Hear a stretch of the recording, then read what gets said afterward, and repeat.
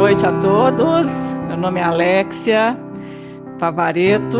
Estamos aqui fazendo o segundo módulo de um curso que é sobre os contos de fada na educação. E a gente está nesse módulo 2, para começar a primeira aula hoje do módulo 2. A gente sempre começa com uma oração. Então, a gente agradece a Deus, a gente oferece a Deus o dia de hoje e essa aula para que seja em louvor dele. Que São Miguel Arcanjo, né, esteja aqui, para que a gente possa conduzir essa aula da maneira que Deus pensou, da maneira que Deus quer, né? Bom, hoje nós vamos começar o módulo 2 como um convite a entrar mesmo no simbolismo dos contos, das narrativas, que tem muito de simbólico e de ensinamento. Então, o que é que nós temos aqui? Olha só, gente. Um dos elementos que mais aparecem em filmes e contos, filmes que eu falo, filmes atuais, que eu sempre estou prestando atenção nas imagens, no cenário, em detalhes que estão nos filmes, e a gente vai sempre ver ou um dragão, ou uma serpente, que está na entrada de um prédio, num hobby que alguém está saindo do banho, tudo tem lá uma marca do dragão. Nós vamos falar hoje sobre os heróis e os dragões. Então, o herói, ele é aquele que vai receber um chamado, e esse chamado ele vai fazer com que ele reflita sobre uma nova missão. Essa missão não tem algo de egoísta, essa missão é para o outro. Sempre o herói tem essa missão para o outro, né? Ele vai estar sujeito a inúmeras dificuldades.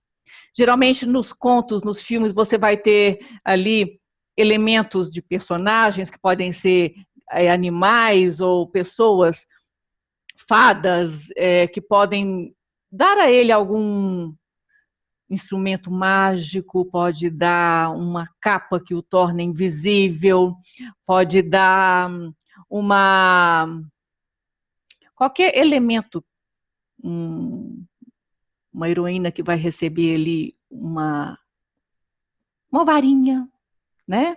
Então você tem ali uma série de componentes da estrutura do herói para ele agir. E geralmente esses componentes novos, né? Essa capa, essa varinha, um martelo, a gente vê que tem ali implícito. O que tem ali implícito? Alguma virtude esquecida que ele vai precisar daquela virtude, né? Vamos pegar, por exemplo, dos super-heróis atuais, o Thor. O Thor, aquele martelo do Thor, ele mesmo fala, o martelo do Thor tem ali a dignidade. Nesse último filme dos Vingadores, ele está lá todo bonachão, né, querendo nada com a dureza, e ele nem se acha digno de ter o martelo naquele momento, até chegar os companheiros e falarem com ele, temos uma nova missão. Ele resiste, mas ele vai, né? Então o herói, ele se alinha a um transcendente, a algo que o chama superior a si. E quanto mais ele conseguir se alinhar com esse transcendente, com essa missão nobre, ele vai conseguir depois sentir que a vida dele tem um significado pleno, e um significado que traz uma satisfação muito grande interior. Eu já falei aqui que uma das escolhas que a gente faz na vida é voluntariamente aceitar, enfrentar alguma dificuldade, algum fardo, e quando você aceita enfrentar esse fardo, né, você ganha respeito para si próprio. E ao ganhar respeito para si próprio, né, você ali cria um certo entendimento da vida como uma vida com sentido. Então, a busca da vida não é uma busca da felicidade. O herói não vai em busca da felicidade, ele vai em busca de uma vida com sentido. A felicidade é um coroamento daquilo. Por isso que o Felizes para Sempre é um Felizes para Sempre que vai trazer o quê? Coroamento de uma batalha, uma trajetória. E a trajetória do herói também é uma trajetória interior psicologicamente falando. Isso aí o Dr. Jordan Peterson, aquele psicólogo canadense, ele explica. Né? Então, tudo aquilo que o herói enfrenta, às vezes ele tem momentos que ele não está vencendo a batalha, ele está com dificuldade, mas ele se reergue. E quando ele reergue, parece que ele está com uma força a mais do que a que ele tinha e ele consegue enfrentar novas batalhas até ele cumprir o ideal dele. E esse negócio do ideal é algo interessante, quando a gente for estudar a lenda do rei Arthur, por exemplo. A lenda do rei Arthur, em algum momento a gente sabe que o rei Arthur vai pegar Excalibur, né, que é uma espada com alguns poderes ali mágicos. A gente vai entender isso aí no dia que a gente for falar do rei Arthur. Mas vocês vão ver que um momento da história do rei Arthur, tem várias versões, mas um dos momentos da historinha ali do rei Arthur, o que acontece? A espada dele vai se quebrar. Por quê? Não vou dar spoiler aqui, mas vou dar um pouquinho. Porque a gente vai ver que ele vai estar numa missão que não é a missão ideal do herói. E a espada vai transmitir essa interpretação psicológica ali da missão dele. Mas vou falar isso no dia lá do rei Arthur. Né? Então, essas batalhas todas, na verdade, são batalhas interiores. O ser humano, ele gosta de ver filmes, de escutar histórias. As crianças gostam disso, porque elas estão lidando com aquilo ali, com aqueles arquétipos, né? Com aqueles padrões de comportamento e apreendendo deles como agir na vida delas. O simbólico explica para a criança de uma maneira que a gente não sabe assim, determinar, mas eles apreendem ali que há uma saída do comodismo, o herói sai do seu comodismo, há uma postura de enfrentar as dificuldades que vierem, com a ajuda que vem desses ajudantes, né? Durante as narrativas a gente vê. Né? E essa missão nobre vai fortalecer esse herói. Né? E assim como a gente também, quando resolve dentro de nós as nossas batalhas psicológicas, os nossos medos, a gente resolve enfrentá-los, de alguma forma a gente recebe elementos de ajuda, né? E ali a gente vai enfrentando uma a uma até sairmos vitoriosos. Então, o herói tem esse ensinamento de um combate físico, um combate em favor de um ideal, e tem também esse entrelaçamento do aspecto psicológico que ele está ali nos ensinando a lutar contra as nossas fraquezas. É muito nobre. E dentro dos elementos com os quais o herói lida, que é o desconhecido, a gente vê muitos heróis lutando lá nos contos, né, contra dragões. É comum isso. E a gente pode se perguntar, mas por que dragão? Outro dia eu estava vendo um filme de ação, acho que chama Arranha-Céu. Ação, filme para adulto. E tinha lá, na porta do prédio lá chique e tal, quando abre a porta assim, tem dragão esculpido lá na porta. Ou seja, coisas que a gente vai ver que vão ser colocadas desde que essas histórias são contadas, esses elementos vão aparecer com repetição. E acontece que a gente pode se perguntar, mas de tantos animais assim fictícios que a gente poderia pensar em colocar nas narrativas, nos contos e tudo, por que justamente dragão? Bom, o dragão, no primeiro módulo desse curso, eu falei que ele representa o caos, tudo aquilo que é desconhecido para nós e que pode nos ameaçar de primeiro. Né? Para um adulto, um caos, ele é algo de maior porte do que para uma criança. Mas a criança, quando ela já sai do útero da mãe ali, ela já encontra, digamos assim, o caos, porque ela estava lidando com algo dentro da barriguinha, protegida ali, e quando ela sai, tudo é um caos para ela, até ela começar a se adaptar a essa nova vida fora do útero da mãe. Então o dragão tem o quê? O dragão tem uma mistura de todos os componentes que representam ameaças para o ser humano. Que componentes são esses? Ele expele fogo, como se fosse assim uma cobra venenosa. Por isso que em alguns filmes, em vez de ter dragão, vai ter cobra, serpente, né? Ele pode, ao expelir fogo, queimar, consumir tudo que ele toca com o bafo de fogo que sai da boca dele, né? Então, ele nos atinge no elemento do fogo, seja ele estando no chão ou no ar, então é algo poderoso. O que mais que ele tem? Ele tem asas, ou seja, ele nos atinge também tudo que pode ser do ar, ele também tem recurso para nos ameaçar, né?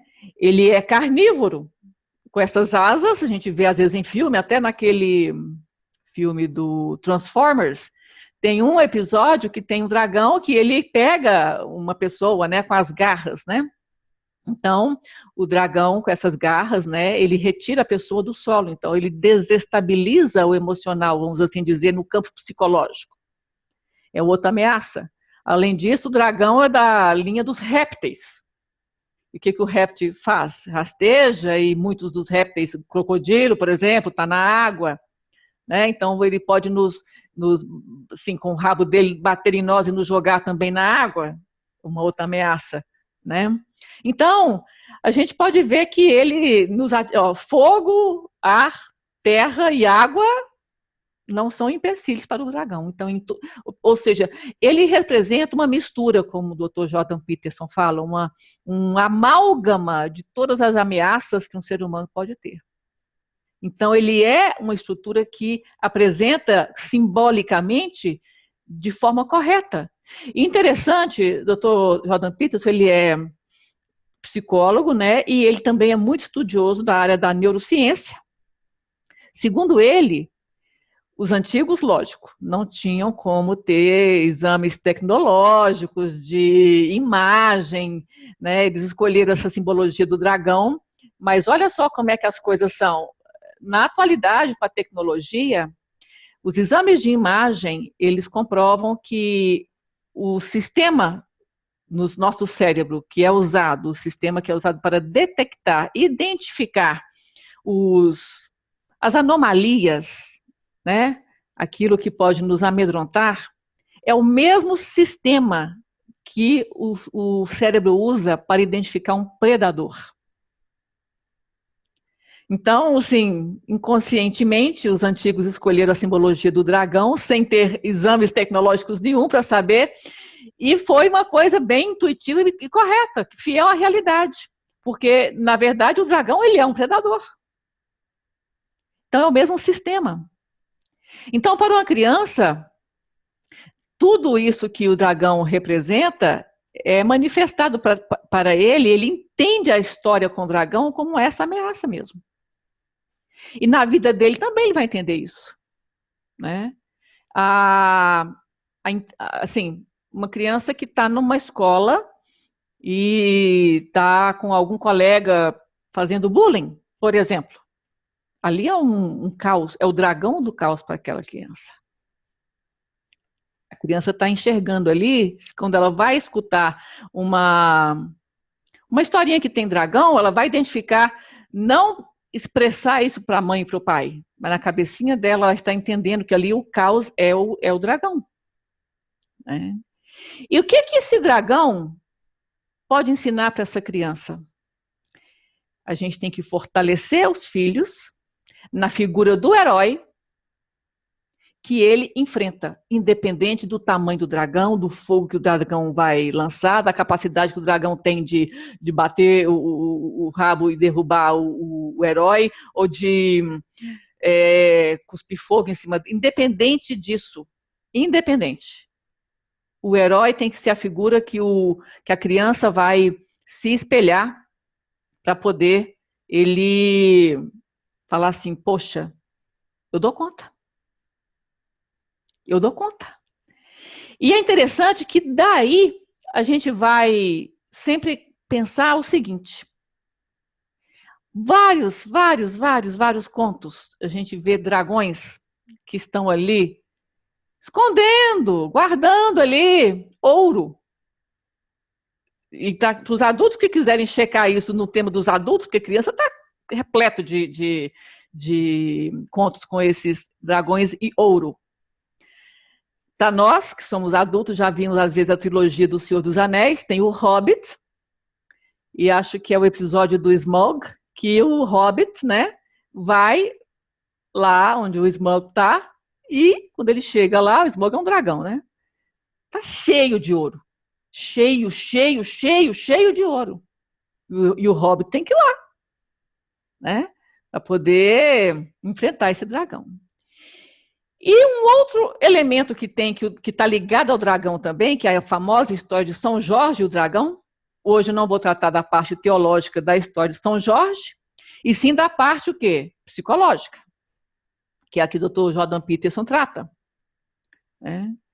Então, tem umas figuras que retratam São Jorge, com a virgem que ele vai libertar, e com o dragão que ele vai enfrentar, e que tem um castelo também. Então tem o castelo, tem São Jorge, tem o dragão, e tem essa virgem e uma caverninha ali, como se fosse a moradia do dragão. Né? Olha só que interessante, gente. O que o castelo representa? O castelo representa a ordem. Algo que está ali sedimentado como uma tradição, né? Como se fossem as memórias da tradição ali naquelas pedras dos castelos. Não é isso? Muito bem. Então nós temos, na verdade, uma batalha entre o caos e a ordem. Então o castelo ele está à mercê de ser derrubado, tanto é que a gente vê histórias medievais que tem guerras e outros povos querem invadir castelo e tomar e tal, e dominar. E tem também a figura do dragão, que ele pode derrubar um castelo, desmoronar aquelas paredes. Né? É como se fosse a tradição do castelo sendo ameaçada pelo caos. Várias de nossas tradições, de nossos elementos de cultura, de fé, de religião e tudo, são ameaçadas constantemente pelo caos. Porque o caos, que é esse desconhecido, ele também se sente ameaçado pela tradição, mas ele quer colocar a justificativa que está fora de moda. Então, esse elemento do caos, que é o dragão, que quer atacar as bases da tradição, do pensamento e tudo. Isso no campo psicológico e tudo, né? E aí, São Jorge, o que ele faz? Ah, estão ameaçando a tradição? Ou seja, o dragão está ameaçando ir lá acabar com o meu castelo? Né? São Jorge, voluntariamente, aqui que é o detalhe, que é o herói, voluntariamente, ele vai defender o castelo e salvar a virgem. Na história de São Jorge, o dragão não está guardando ouro, mas está guardando algo valioso, mais valioso ainda, que é uma virgem. E que entendimento psicológico a gente tira disso, meu Deus do céu? O dragão representa tudo aquilo que é o desconhecido para nós, que nos amedronta. Como se fosse a historinha do menino lá que está sofrendo bullying. Ele tem medo de chegar no dia seguinte e encontrar a pessoa que está fazendo bullying com ele. Ele tem medo.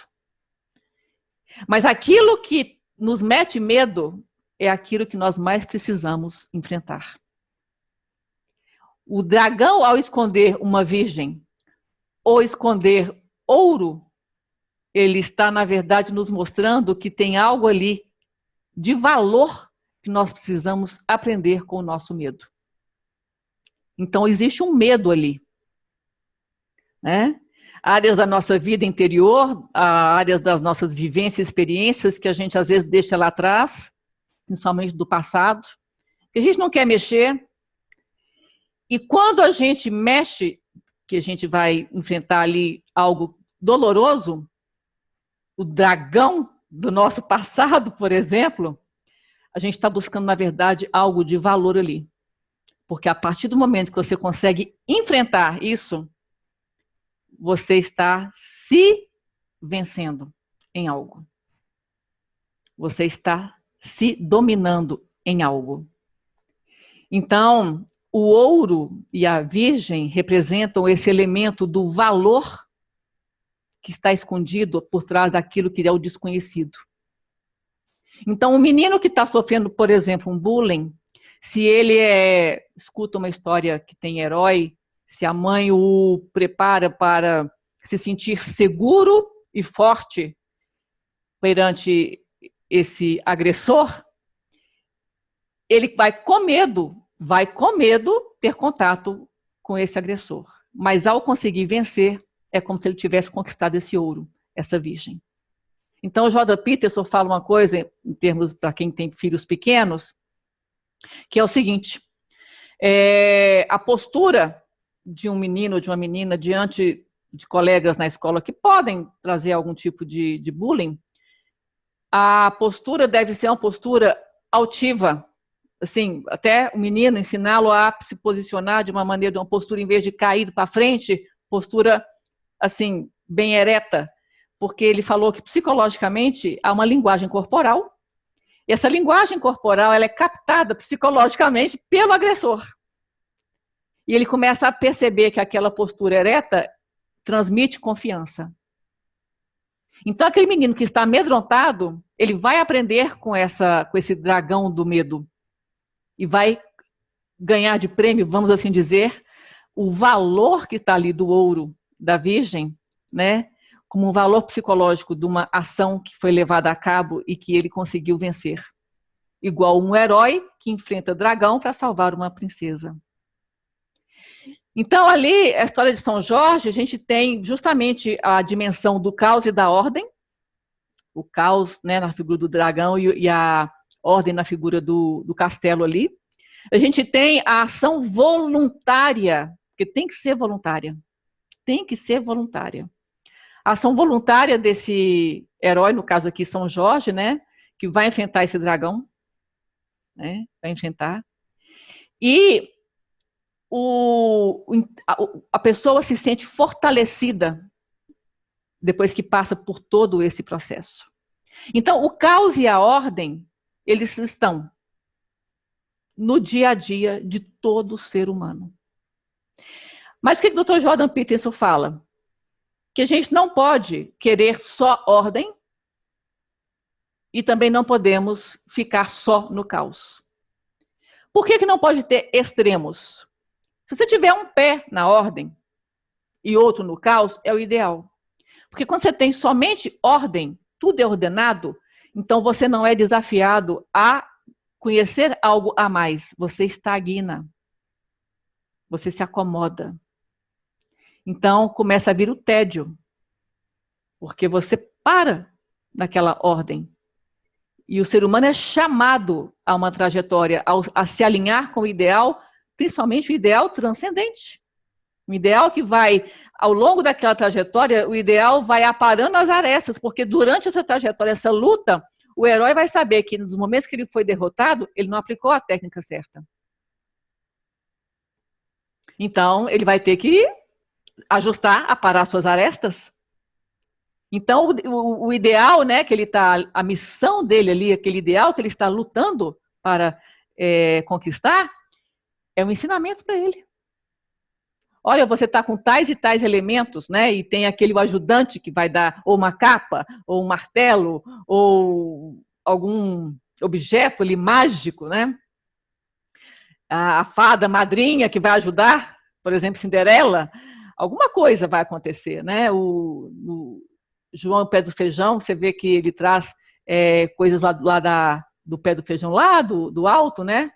Então, a gente vê ali que tem uma série de elementos que agregam à estrutura da ação do herói, né? Então, você tendo ordem demais, você para. Você tendo caos demais, ele quase que te engole. E você fica sem ação também. Porque você não sabe nem por onde começar, né? Então, qual que é o ideal? Você ter elementos de um e elementos de outro. O caos, se aparecer, vai te desafiar a buscar a ordem. A ordem, se aparecer, também te desafia a buscar algo para aprender. a buscar algo para você sair de si. É sempre uma caminhada. E isso interiormente. Então, se aquele menino que sofreu um bullying e tomou coragem para enfrentar, igual São Jorge enfrentou o dragão, aquilo foi uma vitória, ótimo. Mas agora vamos nos preparar para novos caos a serem enfrentados. Porque é aí que o homem cresce. É nessa trajetória. Então, a trajetória do herói, né, e a contraposição do dragão são elementos necessários para todo ser humano agir na história, na sua própria história. Então, não tem jeito da gente falar assim, eu vou ter tudo perfeitinho, tudo ordenado, porque, igual eu já falei no primeiro módulo, né? Até no paraíso, que tinha tudo perfeito, a serpente teve acesso. Não que ela fosse desorganizar, desordenar o ambiente. Não foi ela que forçou Adão e Eva. Mas o elemento do caos está ali. E esse elemento foi erroneamente aceito por Eva e Adão. E a partir daí, nossa estrutura diante da vida é uma estrutura de enfrentamento. É uma trajetória do herói. Então, nós e as crianças, as histórias nos encantam por causa disso. Porque a trajetória de um conto de fada, né, do príncipe que vai salvar Rapunzel, do príncipe que vai salvar a Branca de Neve, do príncipe que vai salvar a Bela Adormecida e por aí afora, é uma trajetória do psicológico humano, da vida humana. Né? Tem momentos que a gente vai ler alguma história que você vai ter, inclusive, o anti-herói. Isso acontece mais, por exemplo, na mitologia grega, do rei Minos. Mas há consequências para quem é o anti-herói. Porque na trajetória, igual eu falei aqui, o herói pode agir de alguma maneira errada. Igual eu falei que no rei Arthur, a gente vai entender por que a espada do rei Arthur se quebra ao meio. Né? Mas tem histórias, por exemplo, da mitologia grega, igual do rei Minos, que ele tinha um chamado para ser um herói e ele, assim, não o fez. E as consequências vieram. Né? Então, é o entendimento do todo da realidade que é essa dicotomia. É um paradoxo. Você tem caos e ordem. Então, o felizes para sempre vai ser o quê? O herói vai em busca da felicidade? Não. Ele vai em busca de ter algo que dê sentido à vida dele. Algo maior do que ele. Algo que o desafie. Algo que o coloque em confronto com o externo e consigo mesmo. E quando ele acorda a princesa, no caso da Bela Adormecida, que eu até já falei num outro episódio, toda essa memória do herói que nele está acordada, essa consciência ele leva para a Bela Adormecida, por exemplo. Que precisa do elemento da consciência vinda do masculino, né? Para que ela veja que é possível viver a vida não no adormecimento inconsciente, mas no enfrentamento virtuoso da vida, com coragem, perseverança, com qualidades que o herói vai ensinar para ele e falar assim, olha, você tem isso dentro de você. Isso não é privilégio meu. Né? Então, essas histórias não têm o elemento masculino e feminino como algo assim, apenas para se ver uma história de um rapaz e uma moça, um príncipe e uma princesa. Não, são elementos psicológicos que estão sendo colocados ali séculos e séculos e séculos de história. Porque o ser humano é um ser humano que vai ter essa vivência a partir do momento que ele é concebido e sai do útero, na vivência da sua própria história. Né? Então, São Jorge ficou uma imagem de um santo celebrado, entendido, né, na parte teológica, na parte religiosa, mas existe algo muito mais profundo, que é esse entendimento do agir voluntário contra algo que te amedronta.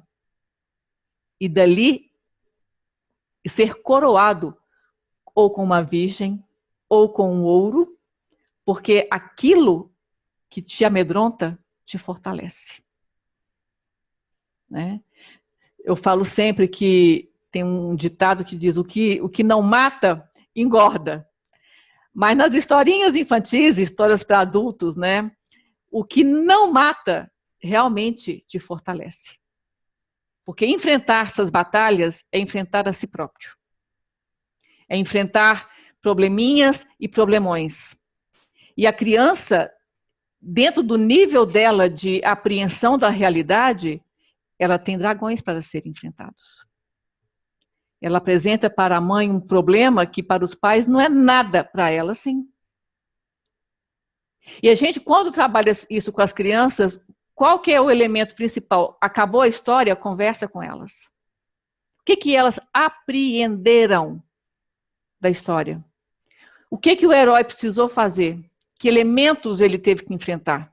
E como que ele enfrentou? É porque assim que... escutem o filho falar. Por quê? Quando você explica algo para alguém, no caso o filho explicando o que ele entendeu, ele está articulando ideias. Uma forma da gente aprender a se posicionar na vida é a articulação de ideias. Ele aprende a contar histórias antes mesmo de saber ler, porque ele escutou a historinha, antes de saber escrever, porque ele sabe articular no pensamento dele ideias lógicas. E ao contar isso para o pai, para a mãe, para quem for, né? Às vezes eles colocam rodinhas de amigos e vão repetir a historinha dos 3 porquinhos lá que escutaram, né? Eles estão articulando. E é um dos elementos da personalidade mais valorizados. Porque é saber expressar. Né? Então, as histórias, elas são essenciais no campo psicológico, no campo do desenvolvimento cognitivo, no campo do agir do ser humano. E esses símbolos são símbolos marcantes. Aos pais, eu aconselho, quando for assistir filme de adulto, qualquer que seja ele, vejam se não tem sutilmente um dragão numa caneca, em algum lugar. A gente passa a perceber que esses elementos simbólicos, eles enraizaram na sociedade, na maneira de expressar coletivo, vamos assim dizer. Né? E é assim que a gente vai desenvolvendo uma estrutura interior para lidar com a realidade. Né? A realidade está aí para ser vista como o dragão, sim. Mas não que esse dragão tenha um poder sobre nós. Esse dragão traz apenas ameaça. O poder é nosso.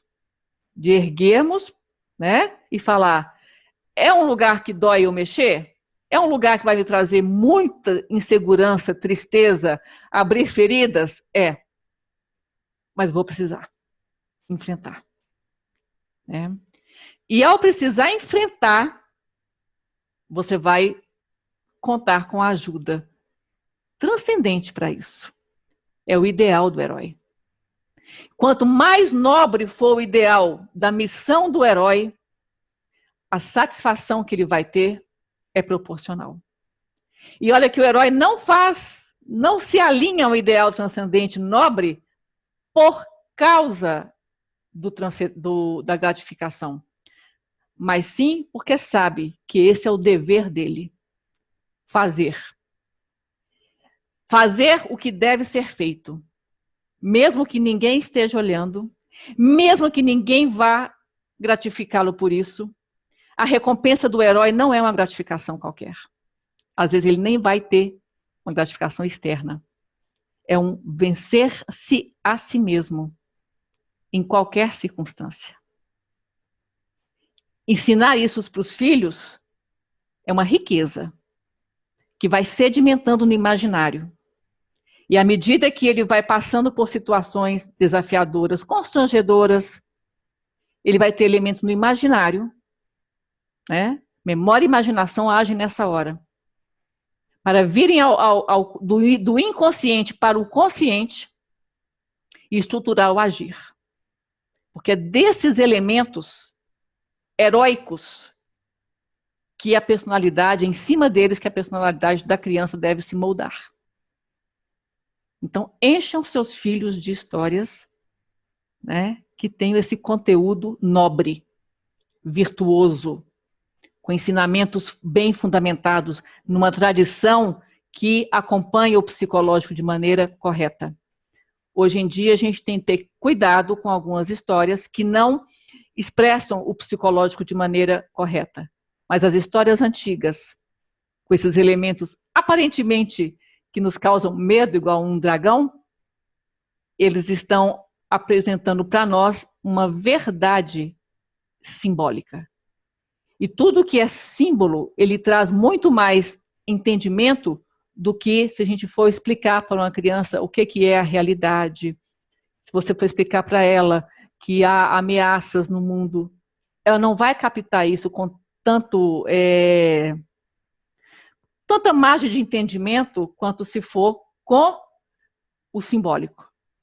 Parece que dentro da cabecinha da criança tem algum mecanismo ali que o simbólico se aloja e pode ser acessado em todos os momentos.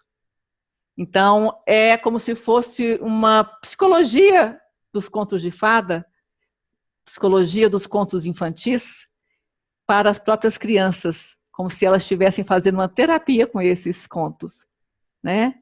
Porque são narrativas profundas, às vezes em histórias muito, muito, muito simples, que são gostosas de ler, de escutar. Quando tem filminhos também são atraentes, né? E como já falei aqui outras vezes, não se importem se elas quiserem repetir várias vezes, porque às vezes elas precisam daquela repetição para poder elaborar algo dentro delas. Algo que para elas não conseguem expressar, não tem nem vocabulário para isso, mas elas conseguem saber que o personagem ali, da forma que ele trabalha, ela consegue assimilar. São os tais arquétipos, padrões de comportamento que se repetem nos contos, porque são padrões que se repetem na nossa vida. Então é isso. Então, a gente fica por aqui hoje. A próxima aula a gente vai tratar mais de simbolismo nos contos, com mais detalhes de outros contos. E espero que vocês tenham gostado. Um grande beijo para todos. Fiquem com Deus.